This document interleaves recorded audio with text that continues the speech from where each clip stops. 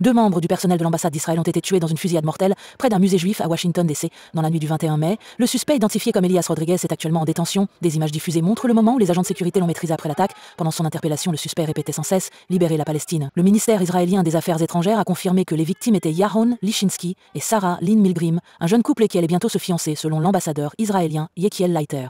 L'attaque a choqué tant la communauté israélienne qu'internationale. Les dirigeants du monde entier ont exprimé leur tristesse et leur condamnation. Le président américain Donald Trump a présenté ses condoléances aux familles des victimes et a déclaré fermement que la haine et le radicalisme n'avaient pas leur place en Amérique. Le ministère des Affaires étrangères ukrainien a exprimé son choc et ses condoléances via les réseaux sociaux. De son côté, la Chine a condamné l'attaque, mais a appelé toutes les parties, en particulier Israël, à éviter toute escalade, selon la porte-parole Mao Ning.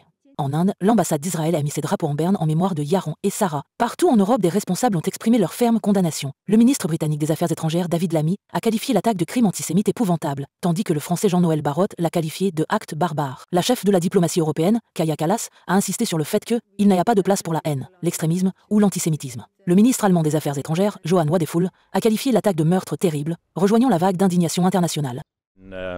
Anlass nutzen, mein Entsetzen zu äußern darüber, dass es einen schrecklichen Anschlag auf 2 Israelis in den Vereinigten Staaten von Amerika gegeben hat.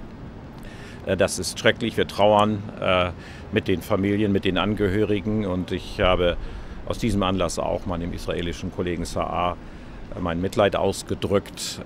Es ist zu untersuchen, was der Hintergrund ist, und man sieht immer wieder, dass Juden überall auf der Welt Gefahren ausgesetzt sind, die nicht akzeptabel sind.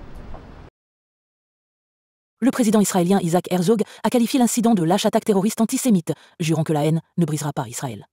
Le ministre des Affaires étrangères Gideon Sa'ar a exprimé un message similaire, accusant les gouvernements européens d'incitation et déclarant qu'Israël ne cédera pas face au terrorisme. Bureau Report News X1.